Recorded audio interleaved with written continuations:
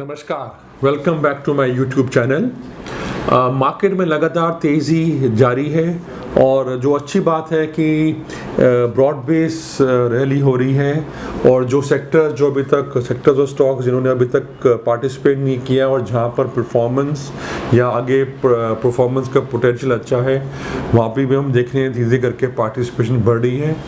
तो उस तरह से बहुत अच्छी मार्केट है, स्टॉक पिकर्स मार्केट है और हमें लगातार ढूंढना है नए सेक्टर्स और नए स्टॉक्स में इन्वेस्ट करने के लिए। अब ऐसा ही एक सेक्टर जो अभी तक अंडर परफॉर्म किया है और जो मेरे मुताबिक जिसमें बहुत अच्छा आगे ग्रोथ अपॉर्चुनिटी है वो है मीडिया में थोड़ा अंडर परफॉर्मेंस इसलिए रहा है क्योंकि एड रेवेन्यूज़ में दिक्कत आई थी क्योंकि कोविड-19 के चलते हुए काफ़ी कंपनीज ने अपने एड रेवेन्यू स्लैश किया।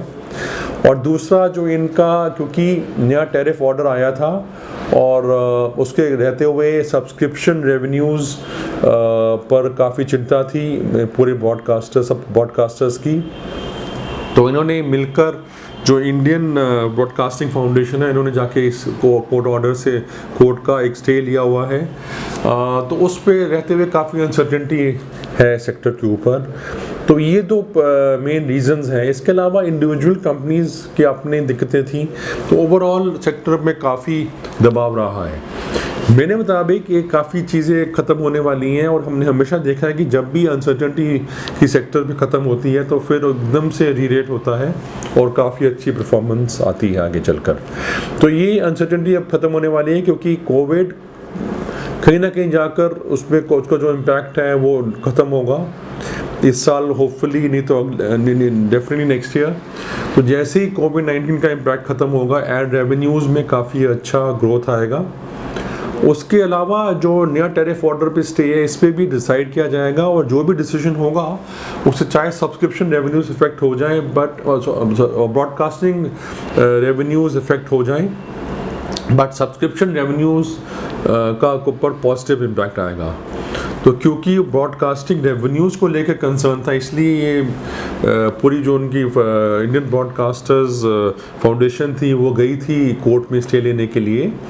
पर जैसे ही जो भी ऑर्डर होगा जब सेटल हो जाएगा और जो मेरे मुताबिक ये जल्दी ही होगा क्योंकि बहुत काफ़ी देर से अनसर्टेनिटी हैंग कर रही है सेक्टर पे।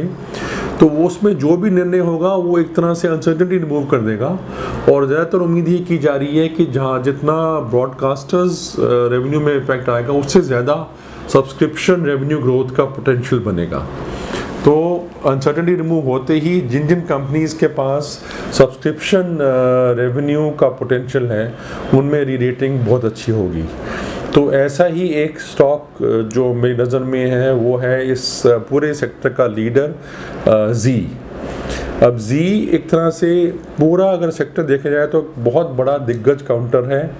इसकी ओवरऑल टीवी जो व्यूअरशिप है उसमें भी मार्केट लीडर है और कोई भी सेगमेंट अगर आप देख लें इनके जो मेन चैनल्स हैं जी टीवी और जी सिनेमा वो अपने सेक्टर के लीडर हैं। इसके अलावा बहुत बड़ा बुके है इनके पास चैनल्स का, जी अनमोल, जिंदगी, जी क्लासिक, जी कैफ़े, जी स्टूडियो और जो रीजनल चैनल्स का इनका बुके है जी मराठी, जी तेलुगु और अन्य कई और रीजनल चैनल्स का बहुत अच्छा बुके है। तो जो इनका प्रेजेंस है पूरे सेक्टर में उसका कोई मुकाबला ही नहीं है किसी भी और ग्रुप या किसी भी और कंपनी के साथ। तो लीडरशिप पोजीशन है और इनका जो अच्छी बात ये है कि जैसे मैंने बताया कि आगे चल के जो जिस तरह से OTT प्लेटफॉर्म में रेवेन्यूज़ ग्रो हो रहे हैं नेटफ्लिक्स और अमेज़ॉन के बाद, तो यही एक ग्रोथ रेवेन्यू दिख रहा है। और वहाँ पे अच्छी बात ये है कि जी का बहुत अच्छा प्रेजेंस है। Z5 की रेवेन्यूज़ में लगातार ग्रोथ आ रहा है। उनके ऑलरेडी 7 करोड़ से ज़्यादा है मंथली सब्सक्राइबर्स और डेली यूज़र्स भी 60 लाख से ऊपर हैं। तो काफ़ी अच्छा दिग्गज प्रेजेंस है और काफ़ी इन्वेस्टमेंट्स भी जी कर रहा है OTT प्लेटफॉर्म में। इनफैक्ट जो इनका थोड़ा ग्रोथ है प्रॉफिटेबिलिटी का वो भी इसलिए इफेक्ट हुआ है क्योंकि काफ़ी खर्चा इन्होंने किया है अपना OTT प्लेटफॉर्म में प्रेजेंस बढ़ाने के लिए, और लगातार कर भी रहे हैं। तो एक तरह से ऑलरेडी प्रेजेंस है।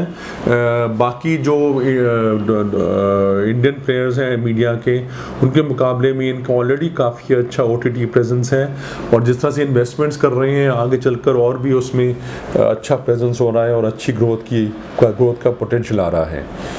और जैसे मैंने बताया कि जैसे ही ये न्यू टैरिफ ऑर्डर आएगा तो जो सब्सक्रिप्शन रेवेन्यू है उसको एक बहुत अच्छा ग्रोथ मिलेगा, तो उसका भी जैसे अनसर्टेनिटी रिमूव होगी एक और ट्रिगर मिलेगा जी लिमिटेड के लिए। तो ओवरऑल देखा जाए तो कंपनी काफ़ी अच्छा कर रही है। इनके पिछले कुछ क्वार्टर्स में इनका टीवी व्यूअरशिप का शेयर है वो भी बढ़ा है, और रिजल्ट्स भी काफ़ी अच्छे इम्प्रूव हो रहे हैं। 800 करोड़ का रेवेन्यू है, और मैनेजमेंट का ये मानना है कि अगले साल FY23 में ये बढ़कर 2000 करोड़ हो जाएगा, और उसको अगर 15 टाइम्स की डिस्काउंटिंग दी जाए तो एक टारगेट बनता है 300 रुपये का, जो कि प्रेजेंट मार्केट प्राइस से तकरीबन 40% अपसाइड पोटेंशियल है। तो ये तो एक साल का टारगेट है, पर उसके आगे मेरे मुताबिक अगर उसको लंबी अवधि के लिए रखा जाए तो ग्रोथ और भी अच्छा हो सकता है आगे चलकर। तो एक 35 to 40% इमीडिएट 1 ईयर का टारगेट है, और उसके बाद पोटेंशियल बहुत है और भी ग्रो करने का, क्योंकि सेक्टर जैसे ही री-रेट होगा, जी बीइंग द लीडर को हमेशा ही सबसे ज़्यादा बेनिफिट मिलेगा। वो हम हर सेक्टर में देखा है, जैसी री रेटिंग होती है तो दिग्गज लार्जेस्ट कंपनी जो होती है उसको सबसे ज़्यादा फ़ायदा मिलता है। और ऑलरेडी इनका जैसे मैंने बताया कि प्रेजेंस ऑलरेडी बहुत अच्छा है। जो अगला फ्यूचर ग्रोथ है OTT का, उसमें उनको ऑलरेडी अच्छा प्रेजेंस कर लिया है, और वैसे भी ओवरऑल लीडरशिप है जी के पास। अच्छी बात एक और भी है कि डेट फ्री कंपनी है, तो कोई लीवरेज का कंसर्न नहीं है, कोई ऐसा कंसर्न नहीं कि जिसके कारण इनका ग्रोथ रुक जाए या आगे एक्सपेंडिचर ना कर पाए ग्रोथ के लिए। और एक और तीसरी जो बात है कि तकरीबन आप कह सकते हो कि प्रोफेशनली मैनेज कंपनी है, क्योंकि 76% शेयर होल्डिंग इंस्टीट्यूशंस के पास है। जो प्रोमोटर ग्रुप तकरीबन निकल ही गए हैं, क्योंकि उनके पास सिर्फ 4% होल्डिंग है। 64% होल्डिंग FPIs के पास है, और 12% डोमेस्टिक इंस्टीट्यूशंस के पास। तो टोटल 76% इंस्टीट्यूशन होल्डिंग है। तो एक तरह से आप कह सकते हैं कि यहाँ से आगे एक प्रोफेशनली मैनेज कंपनी रहेगी है, जो कि बिजनेस प्रोस्पेक्ट्स के लिए भी अच्छी है और इन्वेस्टर रिटर्न्स के लिए भी काफ़ी अच्छी मानी जाती है एक प्रोफेशनली मैनेज कंपनी। तो उस तरह से भी एक बहुत पॉजिटिव इंडिकेशन है। तो मेरे मुताबिक हर तरह से ठीक है। अंडर परफॉर्म किया है स्टॉक ने, और री रेटिंग का आगे बहुत अच्छे ट्रिगर्स मिल रहे हैं। एक तो नया टैरिफ ऑर्डर आने वाला है, जिससे अनसर्टेनिटी रिमूव हो जाएगी सेक्टर पर, और दूसरा जैसी कोविड-19 सिचुएशन ठीक होगी तो एड रेवेन्यूज़ बढ़ेंगे, और क्लियरली लीडरशिप जो है कंपनी की उसका पोटेंशियल रियलाइज होगा, और स्टॉक और कंपनी दोनों का परफॉर्मेंस काफ़ी अच्छा रहना चाहिए आगे चलकर। तो मैं ज़रूर समझूंगा कि आपको इसमें निवेश करना चाहिए, और आपका मैं ज़रूर उम्मीद करूंगा कि आपका निवेश अच्छा आपको लाभ दे के जाएगा और आगे अच्छा मुनाफा होगा आपका। मेरा वीडियो देखने के लिए शुक्रिया। अगर आपको अच्छा लगा तो ज़रूर लाइक और शेयर करिए। Thank you so much. नमस्कार।